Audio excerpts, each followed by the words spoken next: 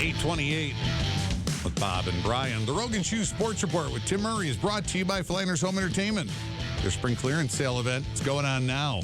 Upgrade with the best products at the best prices at Flanders.com. Jeez. And by Progress Manufacturing, Inc. Now hiring CNC operators and setup programmers. Apply today at PMIMFG.com.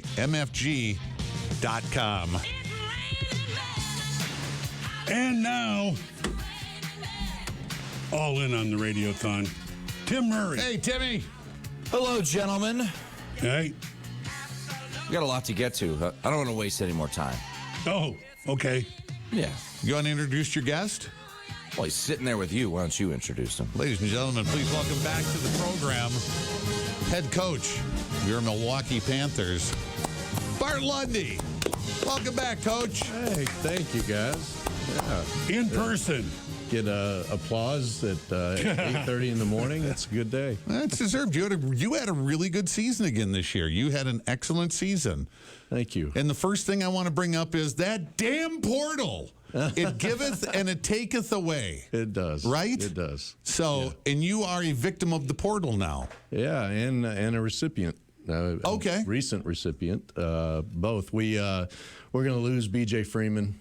I didn't have the requisite $500,000 to come up with Okay. to pay BJ to stay. Okay. No, BJ is going to test the draft waters, and then he'll go in the portal. And I've fielded calls from all the highest level coaches, and in fact, Coach Keats from NC State. I thought he'd be preparing his team, and I got a call a couple nights ago. So.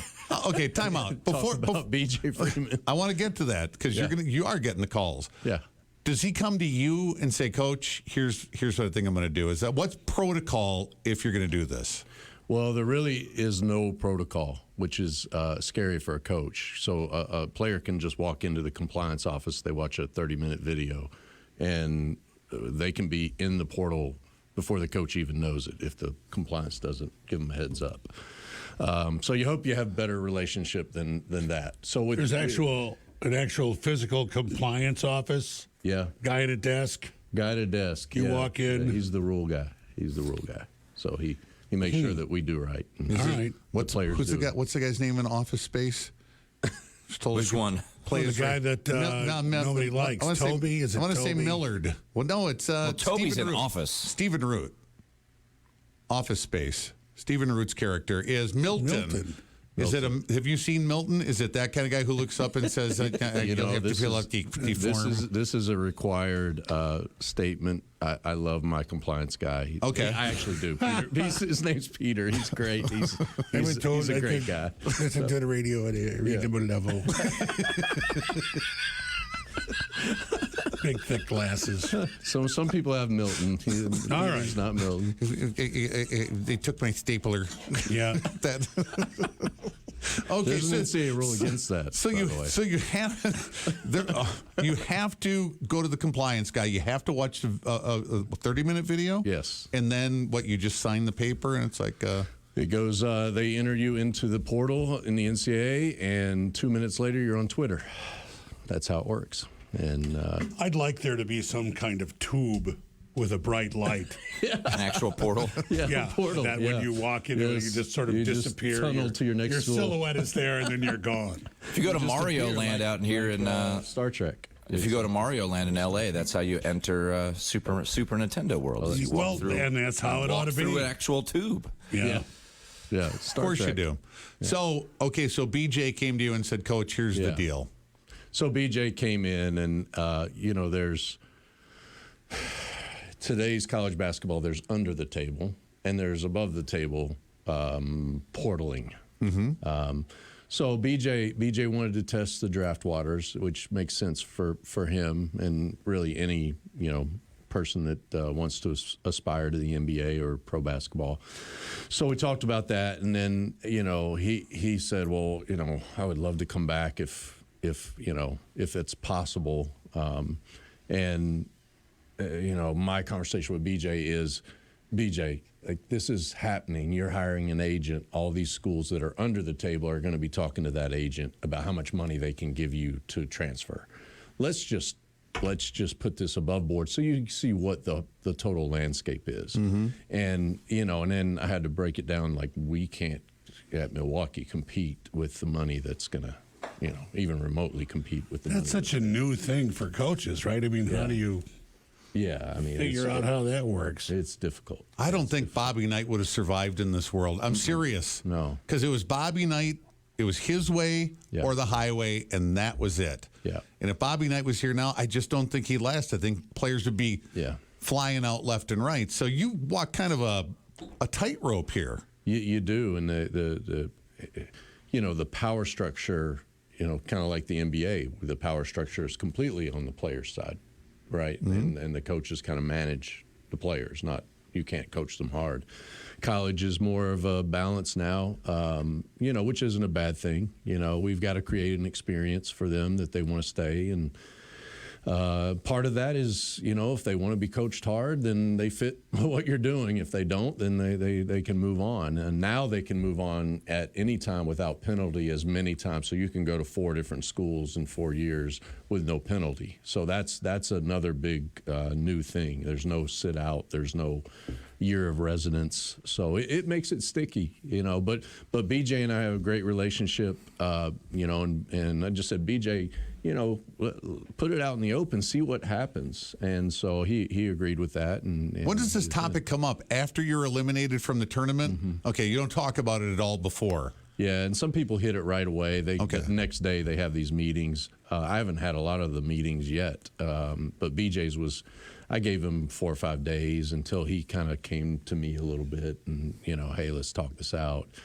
I already could anticipate what was going to happen. I was going to ask if you felt blindsided at all by that, but No. All right. All right, and then so the portal lights up, the light gets brighter. He steps in. BJ evaporates from my office. Who walks out of it then? Yeah. So BJ evaporates out of the office, and then I'm going to remember what you were like when you were here, because we've had other UWM coaches come in, and they're like this. Yeah. Then they get a better job or a bigger job. They're more high profile, and this guy goes away. Yeah. This doesn't show up anymore. Guy isn't there anymore. When I'm the head coach at Sedgefield Middle School, I'm going to be the same guy I am now.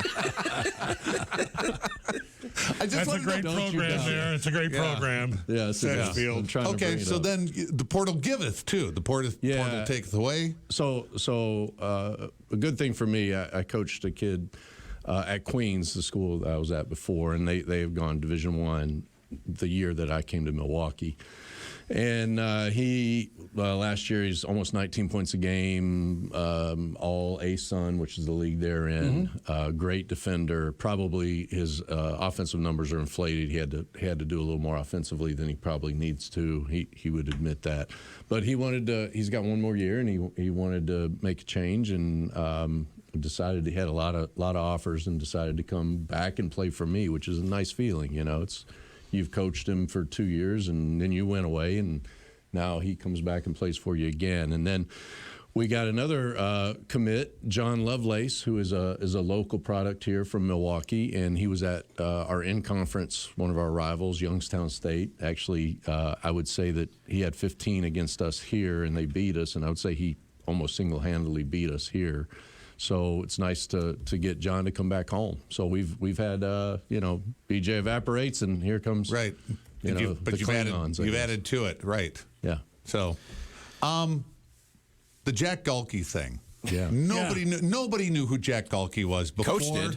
Well, that's true. You did. Yeah. Before the nation, I'll say. The people. When did you find out about him? Yeah. When he went in the portal, I got. We know all the kids, and we're organized at who's going in, and I got crushed on Twitter, and because we didn't take Galkey, Jack. right? Even then, there were some folks who were messaging me, this kid, you need to take this kid, and they're probably right. But we took a guy named Eric Pratt, who's he's fantastic. Okay. Jack added a dimension to that Oakland team. They were already really good inside, and he showed out. He was awesome. Absolutely rose to the occasion. And I remember seeing his stats. on the screen. It was like he'd taken 386 3-pointers in his career, and like 6 2-pointers. Yeah. And it was laughable. Yeah. And I thought, well, okay, that was against other teams. And then he just keeps delivering in the Horizon League championship game. Yeah, yeah. He really killed us. And you had guys in his face. They were in his pocket. I mean, they were. You couldn't cover him any more than they were. Yeah. And so did Kentucky. Yeah. Kentucky couldn't do anything same with deal. it. So we had to choose. They beat us in double overtime at home, the last regular season game, and they hit a bunch of threes. And we said, we tried to take away the inside. Trey Townsend, who was player of the year in our league. And he had a pretty decent night that night, too. Yeah, he's excellent. He's in the portal now, and he'll end up at Michigan State or somewhere. So we decided in that championship game we were going to take away the threes and see if, we figured if Trey gets 30 and we take away the threes, we'll win the game. Well, Trey got 38 and we lost by 7. So, right. You pick your poison, but talking to Coach Keats from NC State, he said, "Wow, you should have told me Oakland was that good." Well, you didn't call, but do you have time? You say so. You get a call, something you hear something on some local high school kid that's just lighting it up from 100 feet, away. Do you have time to go see that kind of a player? Well, there's always film, so I try to get out as much as I can. Yeah. But it's hard to see them all. It's I would think it'd be hard to see any. Really, how many do you make? Many trips like that? Yeah. You do. I'm always going out because you're all in season at that point, right? And you've got to prep for other games, right? But there's what people don't understand. There's so many players, not only high school players, junior college players. The portal, international. I mean, there's so many players out there that you really have to be, pretty diligent with where you go. And I mean, Jack Golke redshirted at Hillsdale College, and then his true freshman year, I think averaged 2 points a game, then 4 points. He just developed. He developed into a. He could always shoot, but he developed into what he is now. He's used up all his eligibility, right? All 7 or 8 years of it, whatever it is. He's 26. He's done. I hope so. Or Tim, I hope so. He's done. Because I was going to say, would you make a run at that kid if he was still available? Oh, for sure. And I would tell him with you, wouldn't you love to come home and play right here where your whole family and your friends can come and see you? I don't know how you recruit a kid like that. Can you sell them on that? Yeah, absolutely. Okay. Absolutely. We probably, had we gone after him last year, we probably would have gotten him. I probably shouldn't say that on the air. You're not helping yourself. It's Oakland. I mean, But I do have to ask, Coach, just because they won 2 games in the NCAA, or 1-1, they beat Kentucky, how much does that help the league knowing that, obviously Oakland gets the shine, Jack Golke gets the shine, but I guess people might not be aware that once a team from your conference makes the NCAA tournament, you're all big those teams, right? Because that means more money for the conference. Yeah, it does. And obviously reputation of the league, it really helps. It really helps recruiting because all these kids, our last 3 games were on national. We're always on ESPN Plus, but it was on national ESPN. Yep. One of those against Oakland, and we were tied 70-all with it was a great 2 game. minutes to play. You might not think it was a great game, but it was a great, fun game to watch. Yeah, absolutely. I'm gonna go all summer thinking about those last 2 minutes. Sure. But you're that close, and that's where or I should make a difference, and I'll beat myself up for that. But them going on to beat Kentucky. That helps the league tremendously, and then doesn't hurt that we're going to get each school. I don't know the exact numbers, so it's around about 35,000 for each school in the league for the next 6 years. So that's how each slice is divvied up. So you can imagine all the ACC or Big Ten schools that win all these games, they get those slices over and over. And that's how the rich get richer and, the poor stay poor. So, but to get that money for a school like Milwaukee, $35,000 that you didn't have for the next 6 years, that's substantial. It's good for the league. But the reputation thing is the biggest thing. What would you be doing if you weren't doing this? And I don't mean sitting on the radio. I mean coaching basketball. What was the backup plan? somebody told me you got to have an exit strategy. I don't have an exit strategy. I don't have a backup plan. You guys might know Dick Strong, who's here in town, is a financial guy. He really, I got to know Dick when I was at Marquette. He's a big supporter at Marquette. And he looked at me one time. I had just done a scouting report on Syracuse and broken down the numbers and how their zone works and how they get transition. He comes up to me and he says, Bart, why are you coaching? So I don't know how to do anything else. And he says, that's why the Chinese are kicking our ass. So, maybe I could have done something else, but I don't know what that is. Well, the nation averted a tragedy last night. Oh, my gosh. Thoughts and prayers. Go ahead, Tim. Yeah. Dan Hurley, who I do want to get into motivational talk because he just seems so fired up all the time, and that's just who he is, and he's a very good coach. Obviously, he's got the best team in the country right now. But last night we started to catch wind that during the NCAA tournament, the NCAA is in charge of your charters, right? And this is to try to level the playing field, right, Coach? So if you guys are going to, Boise to play Kentucky in the first round, you're on the same playing field as Kentucky, who has more money. But the charter for UConn was delayed, and they had to wait. And we heard from Dan Hurley around 1:30 Eastern time, wheels still down, and ultimately they got up in the air. They landed in Phoenix, and the game is tonight, right, guys? The game is tonight, so they're going to be very. Game is game is tomorrow, right? It's today is Thursday. The game is Saturday night. Oh, yeah. So Saturday I don't night. know. I mean, they might have to do a lot of those coffee naps that Coach likes so much over the next show. But no, all kidding aside, though, I did want to ask you this because Danny Hurley does seem like the type of guy, and I joke about Kirby Smart, the head coach at Georgia, when they won their second consecutive title. Players on their team were like, the media was picking us to go 7-5. Like, not one person said that. Nope, no one out there. So, how do you do that as a coach where you're Danny Hurley? And I remember him complaining to CBS about their game time against, I want to say it was San Diego State in the Sweet 16, when they literally just had to jump in a bus to drive to Boston, and San Diego State was going from Spokane to San Diego out to Boston. So how much a percentage of your job is motivational speaking? Because it does feel like it's Danny Hurley is he's like, all right, I've mastered how to create this roster. We're awesome. We're playing really, really well. We've lost one game since New Year's. All right, now I've got to figure out different ways to motivate this team. And I could see him out there almost being happy that they had this flight delay. So now he's like, us against the world, boys. NCAA doesn't want us to win. Yeah, he's a master at it. I think he's probably got the team convinced that it's a Russian conspiracy against them.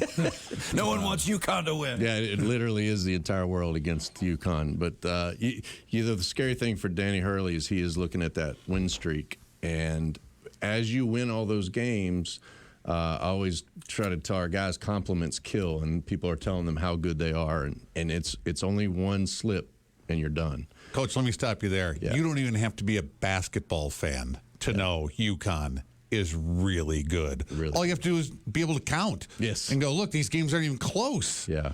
I mean, they killed a number 3 seed. They went on a 30-0 run. Yeah, against the 3 seed, not against a 16 or some early season punching bag that they may have put on. I've never seen that score bug before where I had to rewind my TV. It was 23-23 and then it was 53-23. I've never seen that in Division I, in the Elite Eight. That's unfathomable. As a coach, do you sit there in awe of UConn, or as a coach, do you sit there going, I'm dying for Illinois right now that they can't get a basket?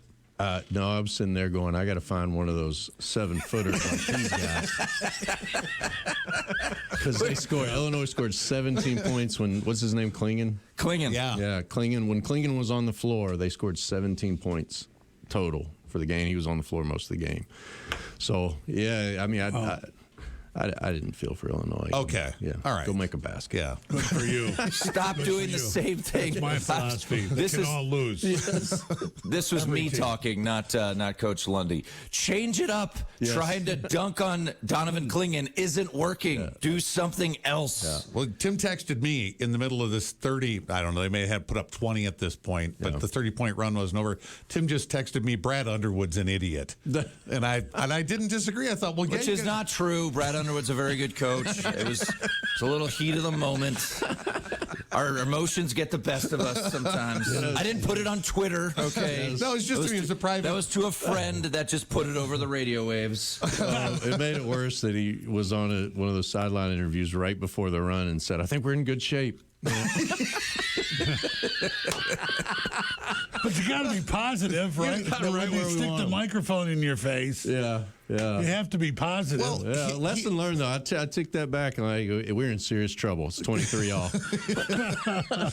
He was in good shape at that point. Yeah, he probably was, yeah. Last year, you guys opened the season in West Lafayette Yeah. against Zach Edey and Purdue. Obviously, I guess compare November 8th, 2022 Zach Edey to April 4th, 2024 Zach Edey. Well, they're both big. He's still 7'4". He's still 7'4" and 5,000 pounds. But no, he's here's the great way to put it. Last year at that time, he was on no NBA team was going to draft him. This year, he probably will go in the lottery. And he is not a player that anybody in the NBA says that's what we need, because he's not a prototypical. He used to be. I mean, 15 years ago, he would have gone number one.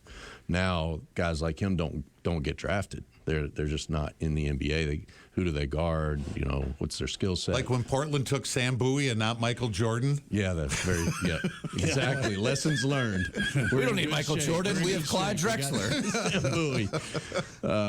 Yeah, so now, you know, NBA teams are looking at him going, wow, this guy's that dominant. You know, he might be that dominant in the NBA. So that's the improvement that he's made, and he's really good. Okay. I think that's a. I can't tell you about his unbelievable matchup. footwork or anything like that or anything. Yeah. But just watching him, he looks so much better this year than he did before. He looked like he just planted himself a year or two ago, and now he looks like he's mobile. He's mobile. He gets around the floor now. Yeah.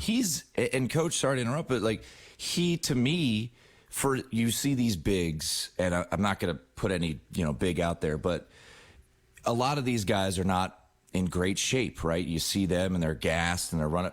It feels like he's running the break with the guards every single time. I mean, he deserves a ton of credit, because I feel like even with that big body, he's out there running the floor. He's not a type of guy that, at least to me, feels like he's going to become a liability for you from a defensive standpoint or anything like that. He's out there running, with the break. He's not gas running behind, Yeah, and I think that's the key to Zach Edey. He's got all those physical tools, but he really is a very intelligent, hardworking individual. And when you add everything that he's got, the skills, the size, but it's that intelligence and that work ethic that sometimes, a lot of big guys, they just became big. They didn't love basketball, or they just are big. And you find one that loves to play, and he's smart, and he's a great teammate. That's what the NBA sees, and that's why I think we see them in UConn. That's going to be a heck of a matchup. Is that your matchup? Yeah, for sure. For the weekend? Yeah. What about DJ Burns? That's not sure to be wrong, but Well, Coach, yeah.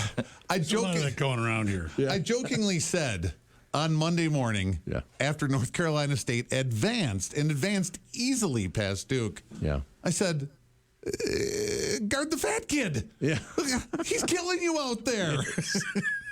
Oh, DJ Burns. But he's not the fat kid. He's very light on his feet. Again, good footwork, and he's got soft hands. Yeah. So I was in Charlotte before Milwaukee, and DJ grew up just 20 minutes south of Charlotte. So I've known DJ since he was, ninth grade. Yeah, okay. And he's always had those nimble feet. It's always been amazing to me to watch him. The hands and feet. He couldn't always put it together. He's kind of he's most of us can't. Yes. Yeah, we can't. But it took him a while to figure things out. But I do think he's now coming up against Klingon and Edie, and that's a bridge too far for him. Might be. You know what? I've thought that for 3 games before this. True.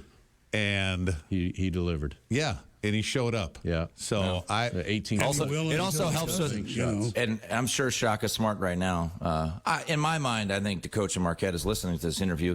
But I'm sure he's thinking, what helps is when we go 4 of 31 from 3 too. Well, I mean, this is no knock on NC State. Let Coach Lundy address that. Is that good to go like that on streaks? Yeah, not so much, right? I went to a clinic last year, and they did say, making shots makes you a better coach. So I feel for Shaka because they really had great. But he got a really nice gift with Colett coming back. I mean, I think that having that point guard back, that is true, right? Yeah. I didn't make that up. I heard that he's coming back. The point guard who's fantastic. So and this may be Shaka will be okay. This may be the greatest NCAA tournament year because the women are on fire too. Yeah. Their numbers are through the roof. They are. Ticket sales, you can't get a ticket. You can, but you're going to pay for it. Yeah. More than you're paying for the men's tickets right now. I mean, we've asked this earlier in the week, is this the start of it for the NCAA women's tournament where now we're all going to be like all in on that too?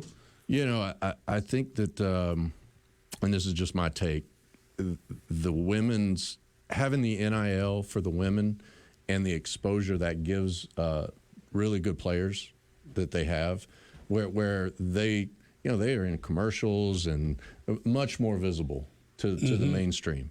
And I think that helps. Now, they've got some spectacular star power right now, Caitlin Clark, and, some great teams and rivalries and all that. But the NIL really has enhanced the profile of women's basketball, which is awesome. It is awesome. I mean, there are times I watch that and I'm like, whoa, they are way better than we are. They pass to each other. They set screens. I texted Tim the other night when that game started. I said, did they ever miss? Yeah. The first 4 or 5 minutes were like, this is insane. Do they miss? What have I not been watching? Yeah, exactly. I turned on, it was a second round game out in Stanford. It was like Iowa State, Stanford. And it was the same thing. I mean, it was up tempo. It was burying 3 after 3. But yeah, I mean, 12.3 million people watched on Monday night, and tomorrow night when it's Iowa versus UConn, Caitlin Clark versus Paige Beckers, it's going to be. I mean, and that's the thing. And I don't want to put words in your mouth, Coach, but I feel like that's the great aspect of NIL. We know the negative, things out there, the under the tables, the high school kids, just only thing they want is money. But for someone like Caitlin Clark, who's reportedly making millions of dollars, and every commercial you go to, I mean, you're watching Iowa, the first commercial they go to is a State Farm commercial with Caitlin Clark in it. I mean, would you say that's the positive side of NIL? There's a lot of faults about it. It needs to be policed better, but for a player like Caitlin Clark, for Cameron Brink of Stanford, who's in a New Balance commercial with Jamal Murray and all these superstars in the NBA, I think there are certainly some positives from the NIL perspective. Yeah, that's absolutely true. And imagine, here's been the argument all along, is Caitlin Clark for the University of Iowa is making them millions. I mean, she's making millions for the university. Yeah. Admissions, sales, tickets. I mean, her I heard this morning that there's only been 2 games that haven't been sold out for Iowa this year, too. Think about just the revenue from the tickets. Okay. And, the fact that she's getting some of that now, where 5 years ago she got a scholarship. And I think that is fair, and that's a valid argument for the NIL. Now, there's got to be some guardrails, and we all see that. But for women's basketball right now, I think the NIL has been a huge win.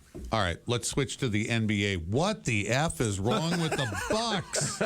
Seriously. They lose to the Wizards. They come home and they play like that last night. What's going on? What's the highest DEF CON you can be? 5? Or is it 1? It goes 1. 1. I'm at a 2 right now. I'm at a DEFCON 2 with the Bucks.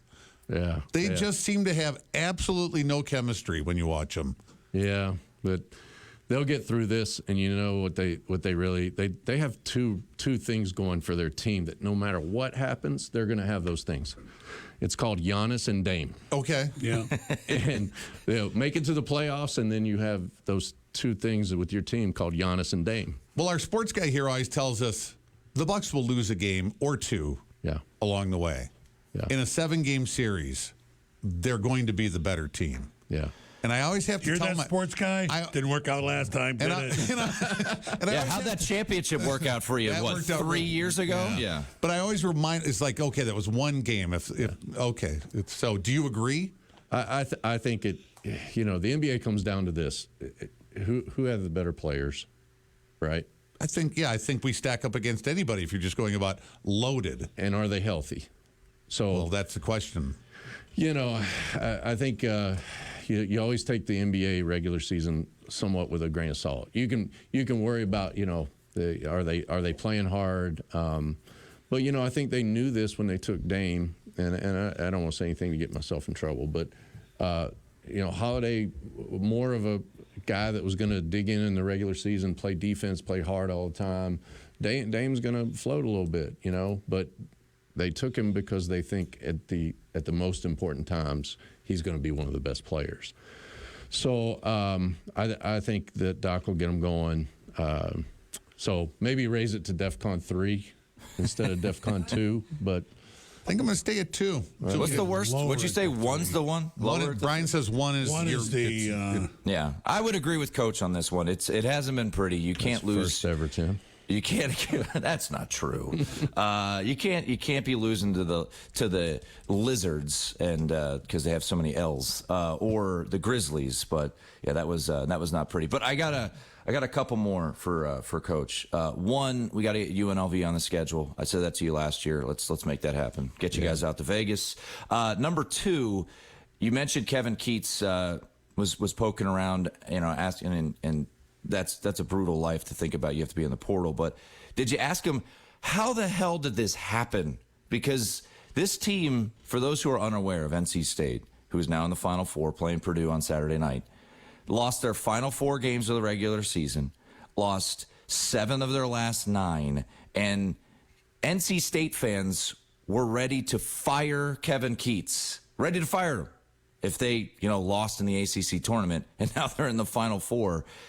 I imagine you've been on some sort of similar run. It may not have been of this high profile, Coach, but how does something like this happen where it looks like season's done, we've got to go play in the first round of the ACC tournament, and now they've rattled off 9 straight wins. They've been an underdog in 7 of those games, and they're in the Final Four. How does this happen? Well, I think you know, Kevin and I kind of laugh because our teams this year were very similar. We had some chemistry issues, and we had a lot of injuries. I don't know how many injuries they had, but we got together, and when our team decided we wanted to really get after it, we won 9 of our last 10 or 8 of our last 9, something like that, to all the way to the finals. And I told him, I laughed because I saw DJ Burns afterwards, and they said, "Well, what fueled this great run?" And DJ Burns goes, "Oh, we just decided to start showing up on time and doing things the right way." And like, yeah, you know, this past year aged me about 10 years, and I think it did the same thing for Keats. And I know we got to go, but one thing people might not know, Keats was fired. I mean, he was done. But when they won that championship, he had a clause in his contract. He got 2 years, and no matter what they do, he's got 2 more years. Yeah. God bless him. That is awesome. Tim bless him. Tim bless him, yes. Voice from above. And Buffalo trades Diggs yesterday. Yeah, Stephon Diggs headed to the Houston Texans. Yeah. As Andrew Brandt put it, just put this into perspective. The Bills took a second-round pick in 2025 and are eating $30 million to let him go. So some things were a bit off there in Buffalo. We'll just leave it at that. All right. Thanks, Coach. Thanks for coming in. Thanks for helping out with the Radiothon. Yeah, Thank you, and please give to the MACC Fund. It's a great cause. Coach Lundy, everybody. Thanks for coming by this Applause morning. in and out. Yes, applause in and out of the segment. Tim, we'll talk to you tomorrow. All right, guys. See ya. It's 9:03. It's coming up in news, Carrie. Where's the hug money at? All right, how's traffic? Still some busy.